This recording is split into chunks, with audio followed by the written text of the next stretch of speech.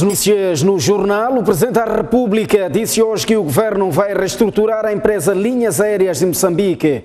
Na visita à Companhia de Bandeira, Filipe News disse que esteve tranquilo porque não queria se enervar.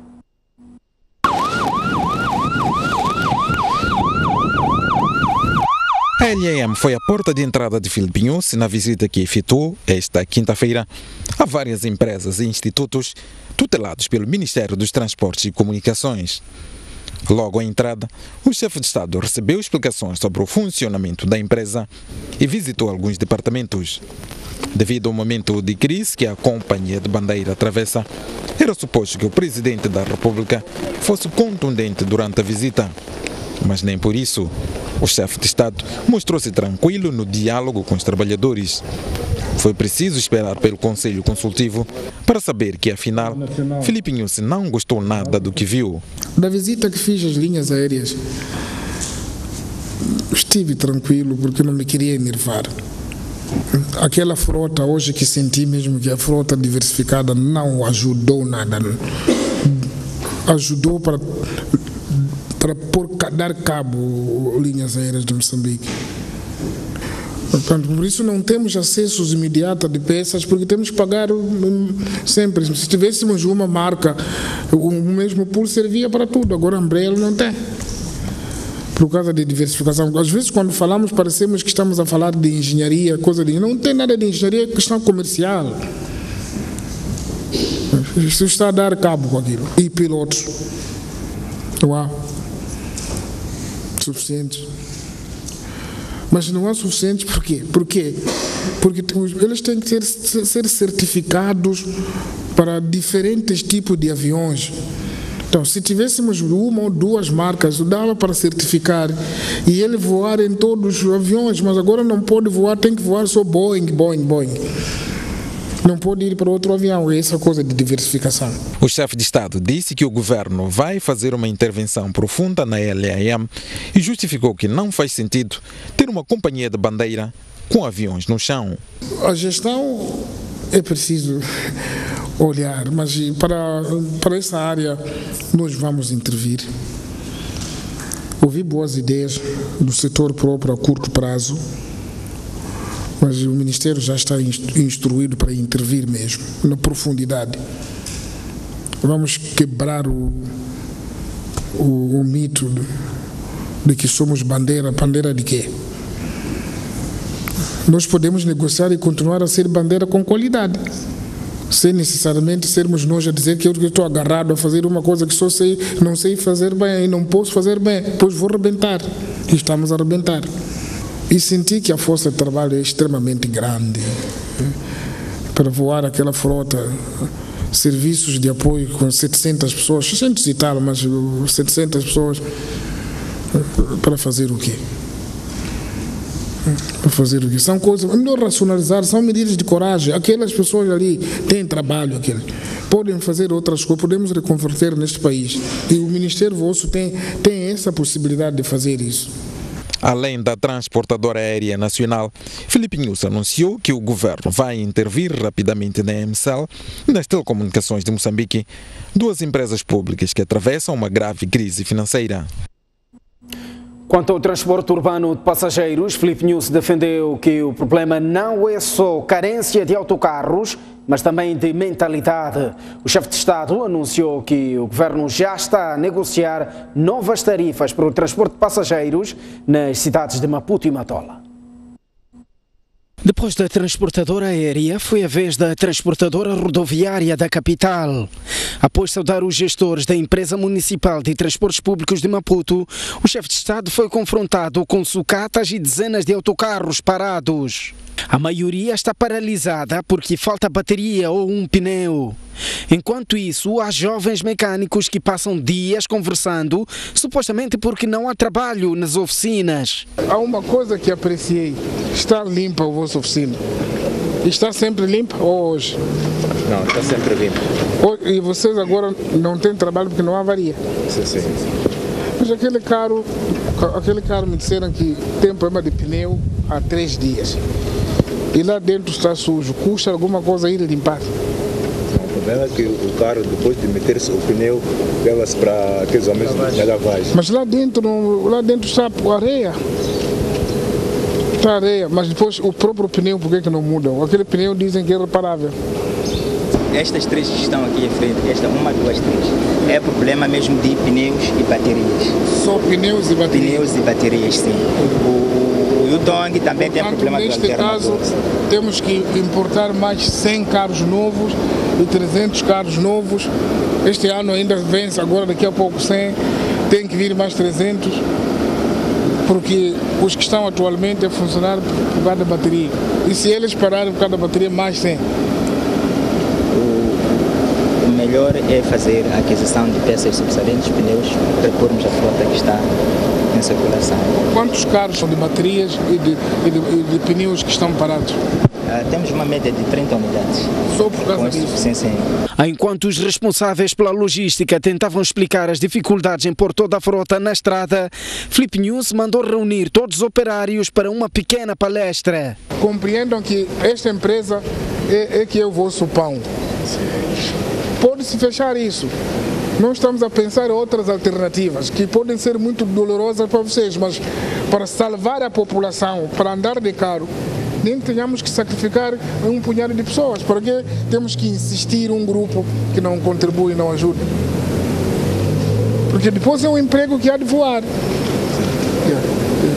Gestores não é problema, nós podemos mudar as pessoas que gerem. Aqui já saíram, vieram tantas pessoas, sai este, vem aquele, vai aquele, etc. E vocês mantêm-se. Então o problema é dos gestores ou o problema de nós que estamos aqui no terreno? Vamos tirar treinador todas as vezes, ou então algum jogador temos que renovar a equipa. Eu estou a falar como irmão, porque passei pelas oficinas. O resultado de oficinas é o homem da oficina que faz, e é orgulho. Já na sessão do Conselho Consultivo, o chefe de Estado revelou como se sente quando passa por uma paragem cheia de pessoas. Quando eu passo, fico com dificuldade. Ele está lá parado muito tempo, mas porque os meus diretores não me arranjam soluções. Aquilo que eu ouvi hoje não é só o problema de carências. Precisa de uma reestruturação profunda. Porque agora está a ser difícil, estamos a afundar dinheiro. Eu fui lá hoje, encontrei pessoas livres, não há trabalho, hoje não há carro avariado. E depois, em contrapartida, tem um carro que parou, tem pneu furado e não estão a tirar, porque são de um outro setor, mas são mecânicos. Vou ao outro lado, tem 3 dias, o carro parou, está sujo. Pergunto onde muda pneus, mandamos mudar fora. Uma coisa que tem quase 200 carros. Não tem sistema. Depois, quando pergunto, os trabalhadores que não, o problema é que agora o sistema era naquele tempo que tinha câmara, agora já os pneus são diferentes. Nós não acompanhamos, não temos capacidade de acompanhar o crescimento das coisas. Vamos inteirar aí carros, estão a vir 100 ou 80 ou 100 que estão a vir. 80 imediatamente. Depois estão a trabalhar no sentido de 300 até o fim do ano. É enterrar aquilo. Estamos a fazer cemitério, está ao lado do cemitério também. Aquilo fica tudo, que esse carro não tem nada. Aquilo, se fizermos o abate e vender aqueles carros, vamos andar naqueles chapas aqui. Basta dizer que vamos vender, abrir concursos, aonde comprar, no dia seguinte aonde andar aqui na estrada.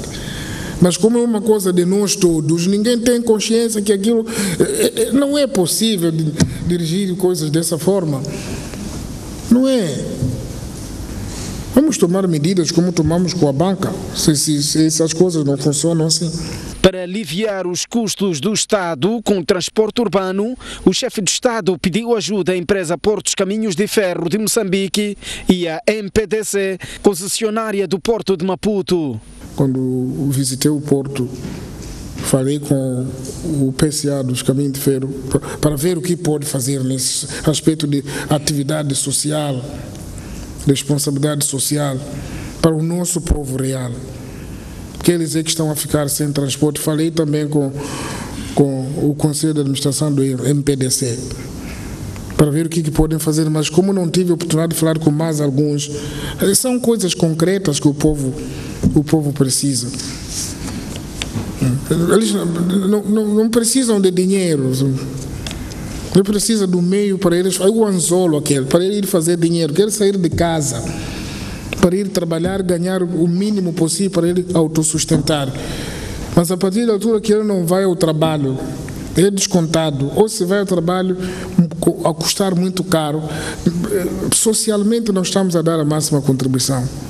Até dezembro, cerca de 300 autocarros serão importados para o transporte urbano nas principais cidades do país.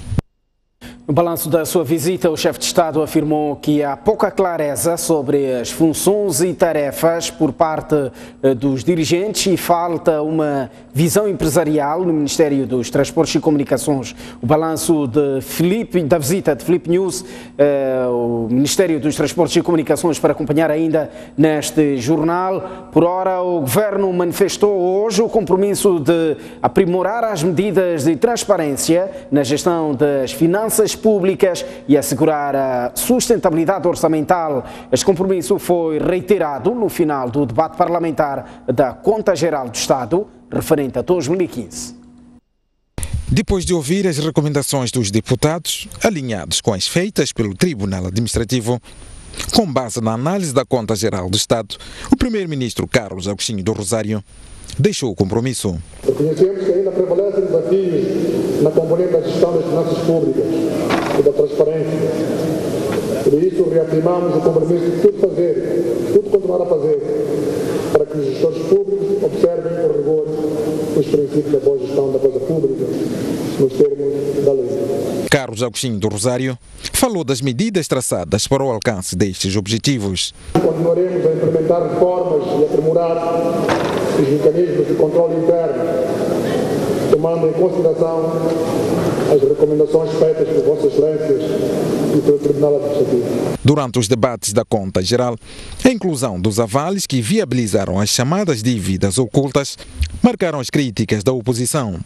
O primeiro-ministro reiterou que o governo vai pagar os valores que tenham sido aplicados para o interesse nacional e justificou a sua inclusão na presente conta. Este procedimento foi necessário para garantir o controle e fiscalização do Tribunal Administrativo das garantias de avales, em conformidade com a Lei 9 de 2002, que cria a Administração Financeira do Estado. O controle e o acompanhamento dessas garantias de avales do Tribunal Administrativo, no exercício da sua função fiscalizadora, não substitui e nem impede o processo de auditoria independente ou recurso.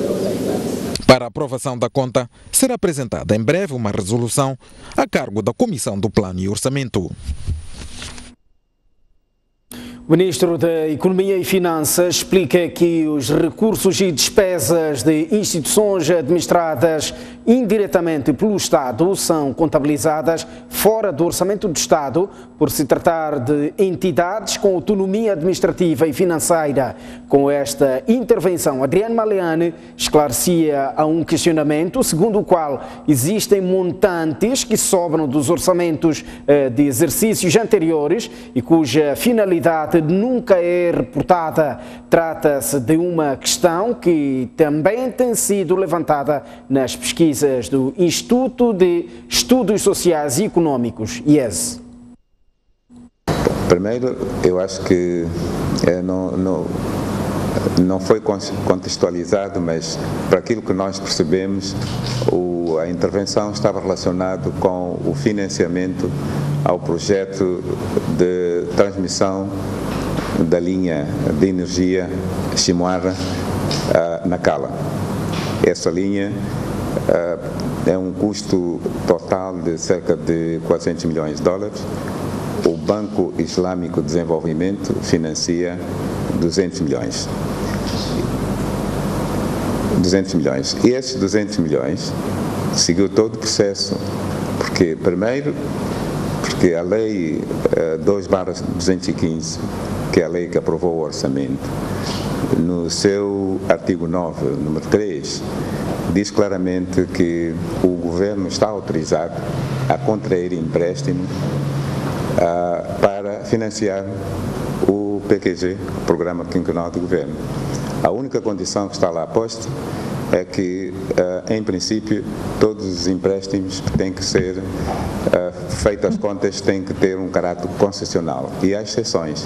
As exceções é quando há emergência, o projeto se revela estratégico e tem viabilidade. Ora, esse projeto é muito importante. Na altura estamos a discutir a situação de emergência por causa das enxurradas e era preciso ir buscar financiamento para repor a energia. Então reúne esta condição de urgência. Portanto, para nós está dentro da legalidade e não há, nem podia, como eu digo, ser de outra forma. Notícia que nosso caro telespectador acabou de acompanhar dá conta de que Adriano Maliani convocou hoje uma conferência de imprensa para esclarecer a dívida dos 200 milhões de dólares contraída em junto do Banco Islâmico de Desenvolvimento e que a bancada do MDM acusou ontem o governador de ter contraído esta dívida de forma ilegal. Vamos continuar a olhar para outras notícias. A Universidade Pedagógica de Moçambique parou esta quinta-feira para homenagear o antigo reitor da instituição, Rogério Utui. Utui foi descrito como um dirigente exigente e que contribuiu de forma ativa na construção daquele estabelecimento de ensino.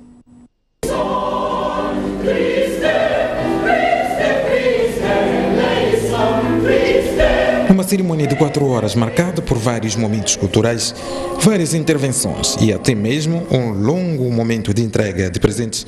A Universidade Pedagógica de Moçambique engrandeceu os feitos do homem que durante 10 anos dirigiu a instituição do ensino superior. Na ocasião, o atual reitor da universidade, Jorge Ferrão, disse que Rogério Utui deve ser lembrado como o reitor dos reitores. A sua irreverência transformou a OP num verdadeiro embondeiro. Nenhum outro reitor moçambicano esteve tão presente em todo o nosso país como o professor Rogério Utui. E por isso, ele se converteu de forma natural no reitor dos reitores. Quando lhe foi dada a palavra, Rogério Utui deixou claro que, mais do que para si, a homenagem é de toda a equipe com quem colaborou durante a sua passagem pela Universidade Pedagógica. Mas os palácios são feitos de pedra e de cimento. O cimento também é pedra, não sei se sabiam. O cimento é calcário, o calcário é pedra. Portanto, os edifícios são mesmo de pedra. Ou seja, a UP são vocês. Esta homenagem é para vocês.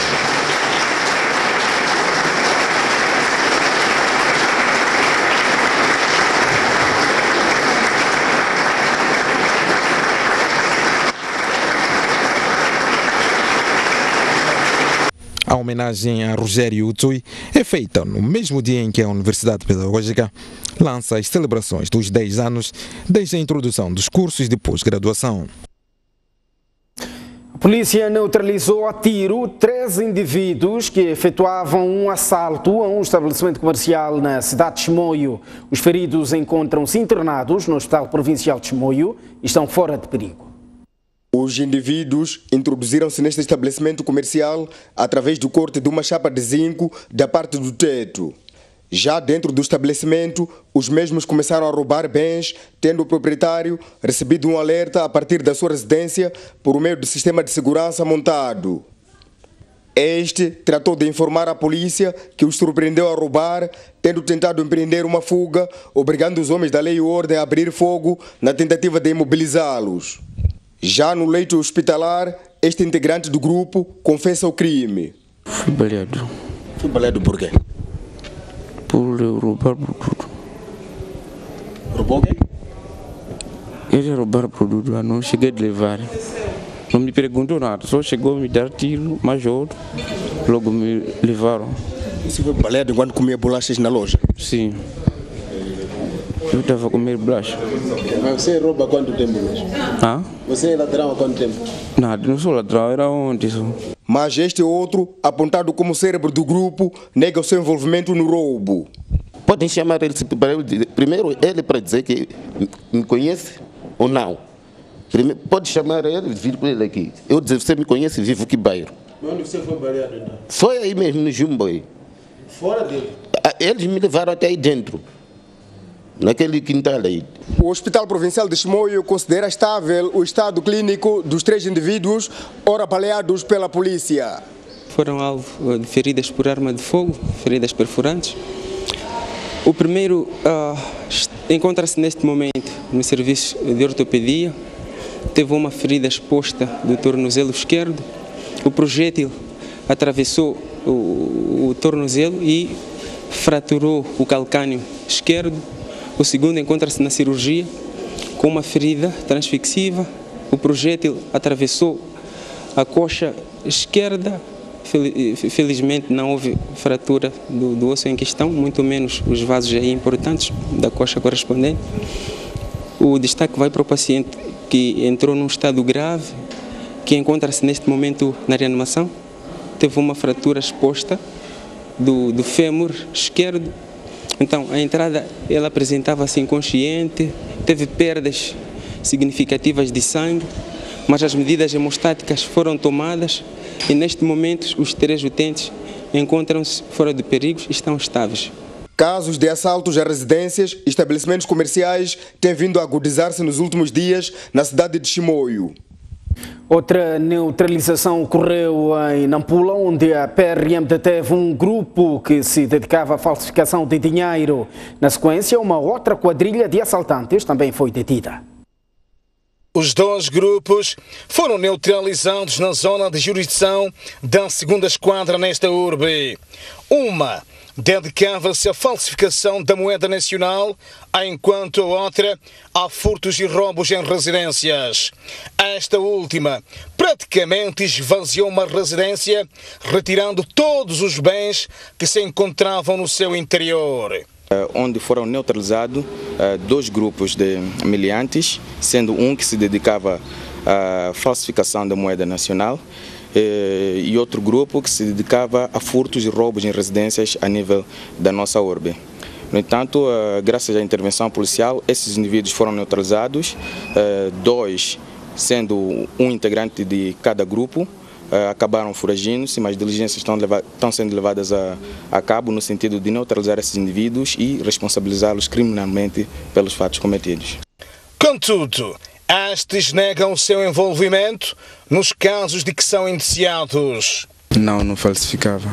Só prestava serviço de impressão, digitação, encadernação. A pessoa que estava com as notas não conseguiram neutralizar. E como é que veio parar aqui? Vim parar aqui porque só vi os polícias chegar ali e dizer que ouvimos no meu setor onde eu fazia os serviços, a dizer que eu é que estava a fazer o dinheiro. Em Nampula fazia compra aí, vinha fazer compra, mas foi com um amigo aí, ele queria levar algumas coisas dele, casa dele, nós fomos, mas não sabíamos que coisa era roubada. Então fomos pegados. Eu sou da Índia. O que é que levaram? Era muita coisa aí, nem tem contato também, não se sabe. Era sofá, muita coisa aí, não tinha contato. Ele disse que está a mudar a casa ele aí para pedir ajuda. Na posse dos detidos, a polícia recuperou 3 notas de 500 meticais falsificadas e diverso material informático, para além de bens de uso doméstico. Ainda em Nampula, o lixo voltou a invadir a zona periférica da cidade de Nampula. Cenários de imundície nas estradas para acompanhar dentro de instantes a seguir ao intervalo. Até já.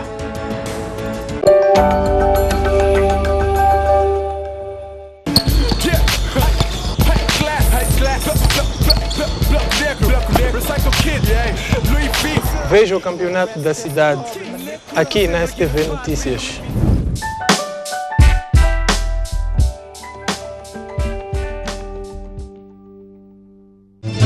De um dos países mais pobres do mundo a uma das economias que mais cresce. Com a agricultura, Agriculture is a very important sector for us. Right now it accounts for 80% of our export earnings. País onde a assimetria entre o campo e a cidade é reduzida. O desenvolvimento verifica-se não só no centro das cidades, mas também nas áreas rurais, onde uma das principais apostas são as fábricas. As belezas naturais e a cultura de um povo que se orgulha de não ter sido colonizado. This is the best place in our country. There is so many tourists from different parts of the world. They come here and they visit.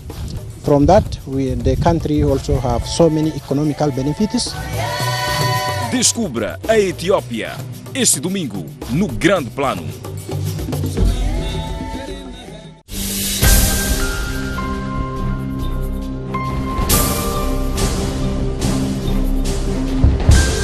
Olá, bem-vindos ao... O país tem um déficit. Secretária permanente.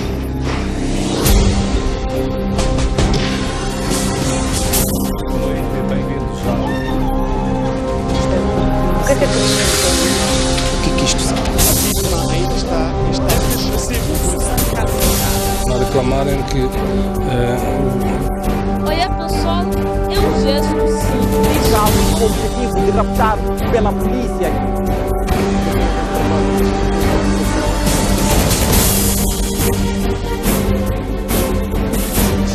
No local... Esta é uma das vias para perguntar quais são os grandes...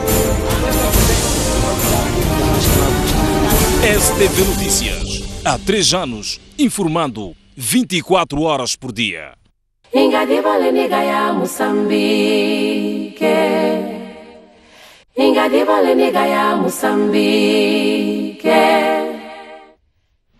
Sim, somos Moçambique. Somos com orgulho que quase não cabe no peito. A nossa história muitas vezes confunde-se com a história do nosso país. Afinal, nascemos e crescemos com o sonho e o suor necessários para todos nós moçambicanos. Temos na nossa pele as marcas de uma caminhada que muitas vezes não foi fácil, mas que sempre foi verdadeira e com o compromisso de fazer o melhor para Moçambique. Sentimos-nos parte integrante da história de vida de cada moçambicano. Os principais protagonistas para as nossas histórias. Histórias onde cada sorriso, cada lágrima, cada laço amoroso, cada notícia, cada momento, tudo nos inspira para continuar a produzir, para fazer uma TV cada vez melhor para o nosso país. Temos o prazer de entrar em casa de cada moçambicano, do litoral ao interior, da capital às zonas rurais. Entramos e contamos histórias, histórias reais, histórias fictícias. Regamos os sonhos, expomos realidades, vivemos Moçambique. É através desse prazer de contar histórias que nos sentimos parte integrante de uma revolução. Na verdade, uma evolução vivida pelo nosso país nos últimos anos. Assim somos nós, uma emissora completamente engajada com a responsabilidade de levar Moçambique para Moçambique, Moçambique para o mundo e trazer o mundo para Moçambique. Somos o respeito pelas diferenças, somos a fauna, a flora, a cultura, somos a cara dos jovens e dos mais velhos, somos os homens e as mulheres, somos para ele, para ela, para eles, para todos. Temos no nosso DNA a força de um povo guerreiro, feliz e comprometido com o futuro, e isso faz toda a diferença. Reunimos os melhores profissionais com a tecnologia mais avançada para entreter, comunicar e ajudarmos na educação e na promoção da cidadania. Somos uma TV feita por moçambicanos. Somos uma TV feita para moçambicanos. O tempo continuará a passar e nós, na STV, estaremos sempre juntos convosco, pois ao longo destes nossos 15 anos de história ao seu lado, afirmamos com muito orgulho: somos todos Moçambique.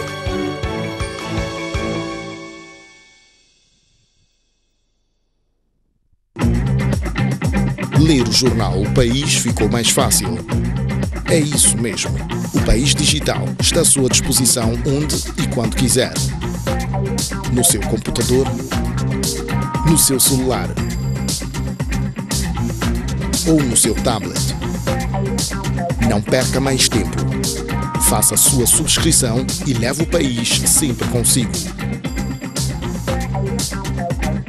O País, a verdade como notícia.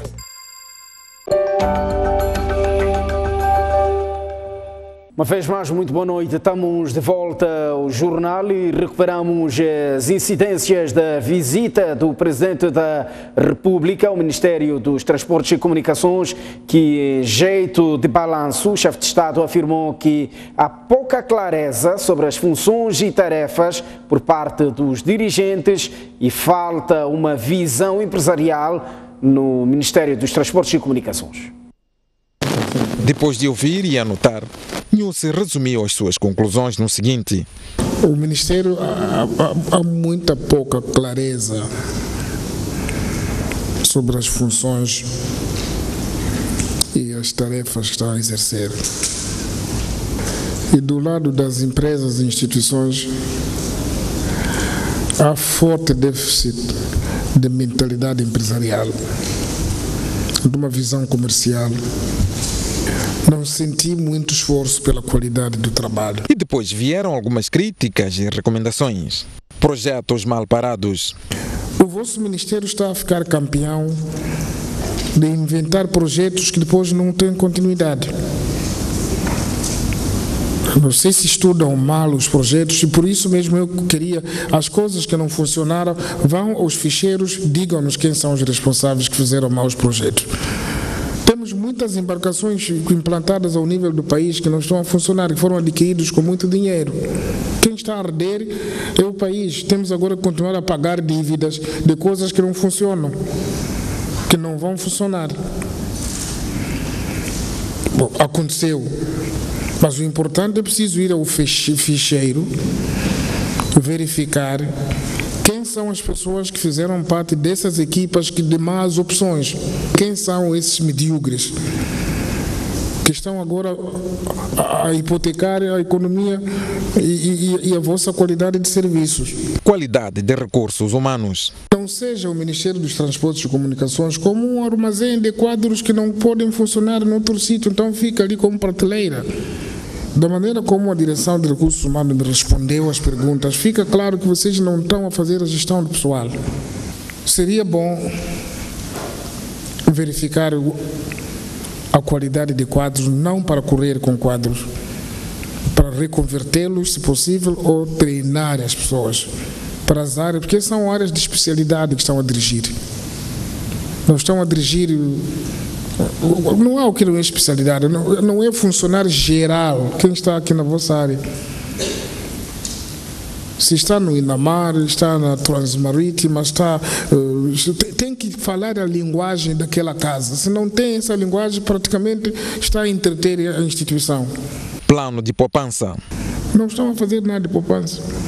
Devem estar a telefonar de qualquer maneira. Essa coisa de combustível devem estar a gastar de qualquer maneira. Se não gastam porque não há esse subsídio relevante, devem estar aí energia aí de qualquer maneira. Deslocações de longo tempo, muito tempo nas províncias, com muitas pessoas. Mesmo água. São coisas possíveis de fazer. O uso de tantas viaturas, quando podem usar para fazer o mesmo trabalho. É que não existe nenhuma lista de coisas que não devem acontecer para podermos monitorar o que está acontecendo, depois quantificar e saber se poupamos esse valor. E esse valor então foi para onde? Esse que poupamos, usamos em que área? Nada. Segurança na estrada. As pessoas estão a morrer e vocês estão a existir. Existem pessoas que têm que cuidar dessa coisa. Qual é a coisa de impacto que fizeram para poder vasculhar essa campanha?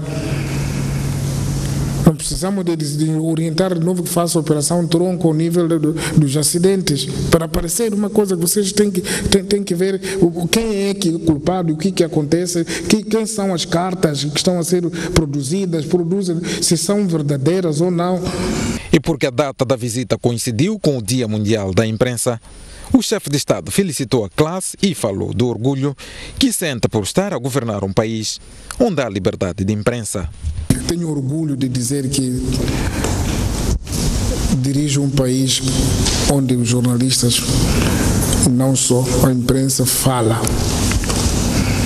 Porque tenho experiências que às vezes viajo com os meus jornalistas para outros países e não são deixados até entrar. Ou em alguns sítios aqui entram até essa reunião toda. Ficaram aqui, falamos dos assuntos da nação e é uma dedicação à imprensa de que a informação do vosso país tem que estar a vosso dispor. Parabéns e continuem a dar a vossa contribuição para o desenvolvimento do nosso país, do vosso Moçambique. O lixo voltou a invadir a zona periférica da cidade de Nampula. Há cenários de estradas intransitáveis devido à imundícia. O município de Nampula tem estado a empreender esforços para manter o centro urbano limpo através de campanhas de saneamento do meio, uma realidade que, no entanto, não se assiste ao nível da zona periférica da cidade. Estudantes da escola secundária de Namicopo e transeuntes estão sujeitos a conviver com águas negras e lixo que não é removido há mais de 6 meses. A escola está muito difícil porque o lixo está aqui ao lado, assim temos centro de lanche, então é um problema. É muito preocupante, cria muitos transtornos para chegar à escola, o ambiente também, a questão de higiene, estamos sujeitos a muita contaminação aqui por causa de lixo. 4 meses, 5 meses no que não se limpa lixo. É muito difícil conviver com essa situação, nós enfrentamos uma escola, tem vezes que o lixo costuma chegar aqui perto da escola, é muito difícil nós entrarmos na escola, às vezes chegamos aqui, água desse lado, é difícil passar, chegamos aqui na escola com pernas sujas, por vezes aí no hospital queimam comprimidos, começa a cheirar mal, é difícil nós estudarmos aqui na escola. Os estudantes, mas também os moradores deste bairro, é uma preocupação enorme porque este lixo não é recolhido desde os princípios deste ano. A escassos metros vendem-se produtos alimentares de consumo imediato, grande parte deles expostos ao ar livre, o que constitui um perigo à saúde pública. Estamos a viver muito mal, assim como vem, nem carros não passam, nem motas, nem bicicletas. Está a haver muito cheiro ali. Temos medo, por exemplo, nós somos vendedoras aqui da escola, temos medo. Já não passamos desse lado, passamos do outro lado, porque temos medo por causa do lixo. O impacto negativo que o lixo pode trazer no seio dos que frequentam estes locais. Um atentado à saúde pública. Muito difícil, né? Através desse lixo assim, perto da escola, perto da lanchonete, é muito desagradável. Através desse lixo encontramos lá doenças. Esta situação ocorre numa altura em que a província registra focos de diarreias e cólera nos distritos de Munapo e Meconta devido à falta de observância das regras básicas de higiene individual e coletiva. No ar, o Jornal da Noite da STV, notícia acabada de chegar dá conta de que Aníbal Manavi, o novo presidente do Comitê Olímpico de Moçambique, eleito com 11 votos de um total de 17 representantes de federações com direito a voto. Manavi deixou para trás o seu adversário, Joel Libombo, antigo ministro da Juventude e Desportos. O desenvolvimento desta notícia para acompanhar noutros blocos informativos, tanto da STV como da STV Notícias. Por ora, foi lançado hoje em Maputo mais um sistema financeiro móvel, Easy Money. Esta plataforma vai permitir que sejam feitos pagamentos sem que o cidadão se desloque a um balcão.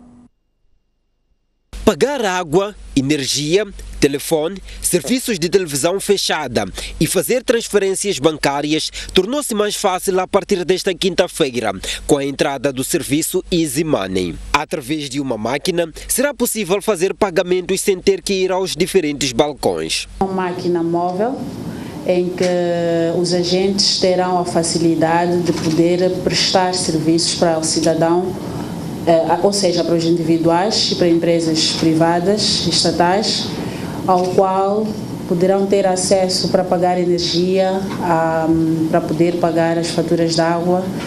Pagaremos também taxas municipais, pagaremos também alguns serviços que estão ligados a alguns eventos, bilhetes para comboios. A Easy Money em Moçambique pretende expandir com este serviço o sistema bancário no país.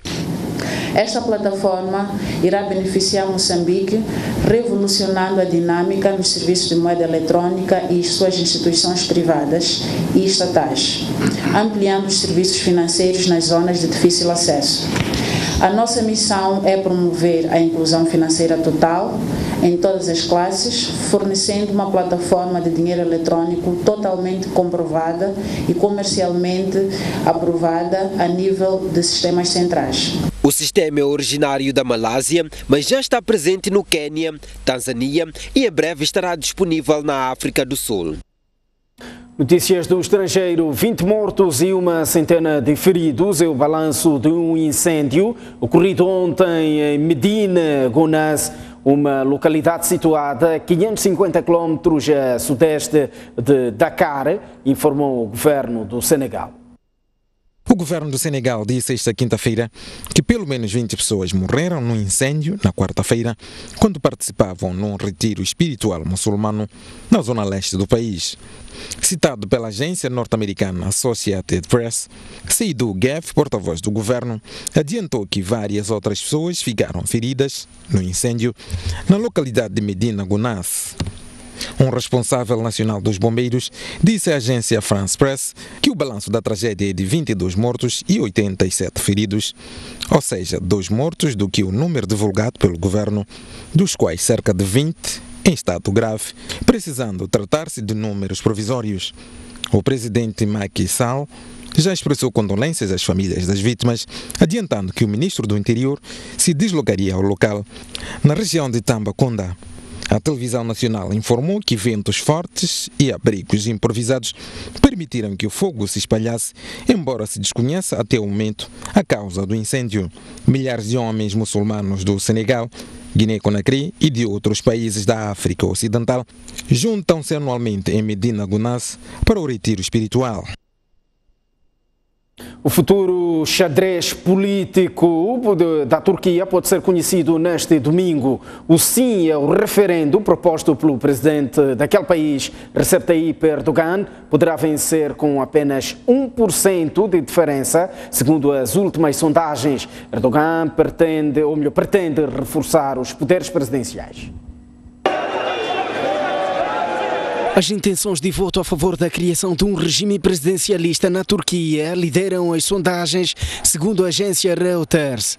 Os defensores do reforço dos poderes presidenciais têm apenas 1% de vantagem em relação aos partidários do não, o que deixa antever uma votação renhida quando os turcos forem às urnas no próximo domingo. A grande incógnita será a orientação de voto dos indecisos, que representam quase 10% do eleitorado.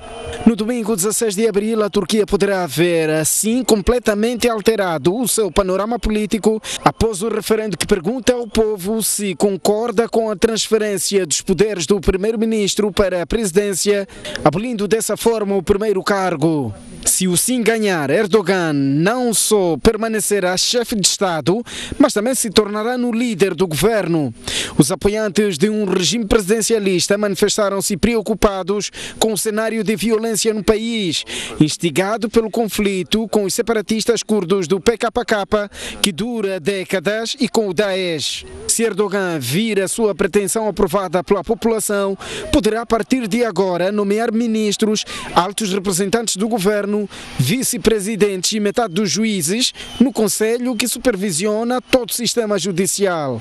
A vitória do sim teria ainda uma outra consequência. O presidente passaria a dissolver o parlamento, declarar estado de emergência e governar por decretos. Um reforço de poderes que lhe permitiria manter-se no poder até 2029. Mais um intervalo à vista. No próximo bloco, o extrato do jogo entre o Ferroviário da Beira e a União Desportiva de Songo, com vitória para o Ferroviário da Beira por 1-0. Mas antes mesmo do intervalo, vamos a esta altura olhar para o estado de tempo para as principais cidades moçambicanas.